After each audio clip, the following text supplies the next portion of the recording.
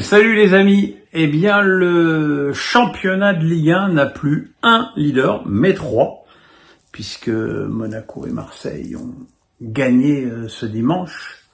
Alors, ils ont gagné deux matchs très différents. Monaco à 17h a remporté, non sans une certaine douleur, un match contre une équipe du Havre, je dirais, qui fait ce qu'elle peut, avec ses faibles moyens, mais qui se défend avec abnégation. Thésée avait ouvert le score pour Monaco, c'est Koutsaïev qui a égalisé d'une bonne frappe sur coup franc. Voilà, et cette équipe de Monaco qui avait quand même fait pas mal tourner par rapport au match de jeudi en Ligue des Champions, un petit peu émoussé, et puis finalement ils ont fini par trouver la faille en fin de match, avec notamment un but de Balogun et surtout l'entrée en jeu de Zakaria, leur capitaine, qui est vraiment l'homme indispensable de cette équipe. Dans les trois matchs de 17h, triste Angers-Nantes, Nantes qui avait ouvert le score par le penant, égalisation d'Angers sur penalty, Nantes qui marque le pas un petit peu après un bon début de saison, et Angers qui qui grappille des points par-ci par-là, et la saison va être dure pour les Montpelliérains. Elle va être dure aussi pour Montpellier, même si les Montpelliérains ont remporté une victoire importante contre Auxerre. C'était pourtant mal parti puisque les Bourguignons ont ouvert le score.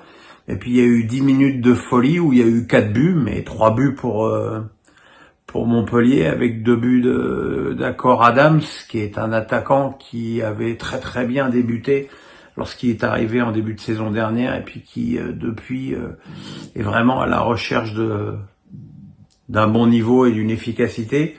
À noter que Savanier, qui est quand même dans le dur depuis le début de la saison, a fait 2 passes décisives dans ce match. Donc voilà, il est évident que si Montpellier va avoir une chance de s'en sortir, il faut que Savanier soit au rendez-vous. Et puis Brest, qui avait encore plus fait tourner que Monaco après son exploit en Ligue des Champions contre Sturm Graz, a battu une très décevante équipe de Toulouse. Doumbia a ouvert le score pour Brest, et puis il y a eu 2 pénaltys, un accordé très justement par monsieur Bata, et qui a été raté par Abouklal, qui a valu l'expulsion d'Éric Roy. Éric Roy, dont j'ai de plus en plus de mal avec son comportement, ses déclarations. Voilà, il faudrait pas que son moteur personnel s'emballe et qu'il se prenne pour un autre. Et puis Fèvre a marqué un deuxième but en toute fin de match, qui fait que la semaine est belle pour les Bretons. Et puis ce soir, on attendait beaucoup de ce Lyon-Marseille, et il faut dire qu'on n'a pas été déçus.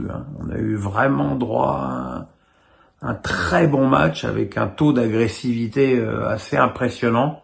Alors, trop impressionnant, diront certains, avec l'expulsion au bout de 5 minutes de jeu de Léo Balerdi. Alors, sur le premier jaune, le tacle sur Tolisso est assez odieux, même si le contact n'est pas aussi violent que ça à l'arrivée, mais encore une fois, on ne demande pas à ce qu'il y ait fracture ouverte pour qu'il y ait une grosse faute. Donc déjà, ce premier tacle en lui était plutôt orange que jaune. Par contre, sur le deuxième, pour moi, la faute au départ, elle est plus de Lacazette, qui tire le maillot de Balerdi et qui profite de ce tirage de maillot pour s'enrouler autour de Balerdi, et effectivement après, il y a faute. Je pense que si l'arbitre avait déjà joué au foot, ou s'il avait mieux regardé l'action, il aurait pu donner coup franc à Lyon et ne pas sanctionner d'un deuxième carton.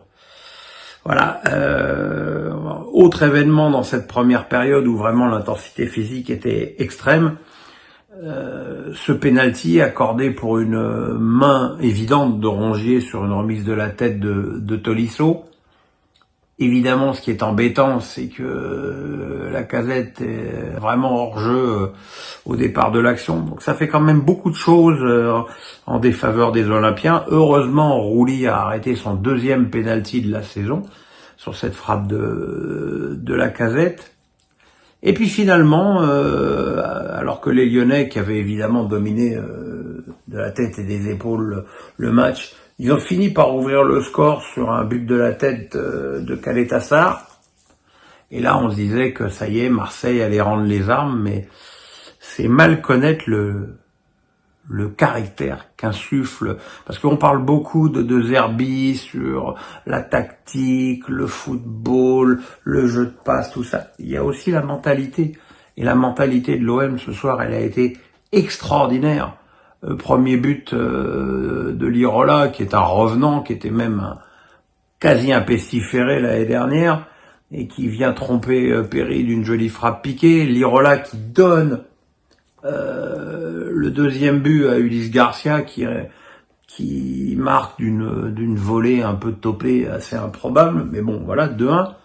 Lyon qui revient dans les arrêts de jeu avec un centre de Mata coupé par Ryan Cherki au premier poteau, et puis une mauvaise sortie au pied de Perry qui est récupérée par Jonathan Drau, qui se remet sur son pied droit et qui trompe le gardien brésilien d'une frappe magnifique. Donc les événements qui s'accélèrent, et ça donne un match d'abord de très haut niveau, extrêmement impressionnant au plan de l'impact physique des deux côtés, et une victoire très importante pour l'OM qui, comme je le dis depuis le premier match, va être très très dur à battre en déplacement, parce que cette équipe, elle a tout pour, même si c'était évidemment pas l'idéal aujourd'hui pour servir Luis Enrique, Greenwood et Wai, avec l'expulsion très précoce de Balerdi. Mais voilà, cette équipe, quand c'est pas les ailiers, ce sont les pistons qui exploitent les côtés, et c'est une équipe qui est vraiment très intéressante et finalement même très attachante, parce que les 3 points ce soir à Lyon, il fallait vraiment aller les chercher. Voilà mes petits amis, le pouce, la cloche, on s'abonne, et on se retrouve demain pour Face à Pierrot. Bisous, bonne soirée, bonne nuit.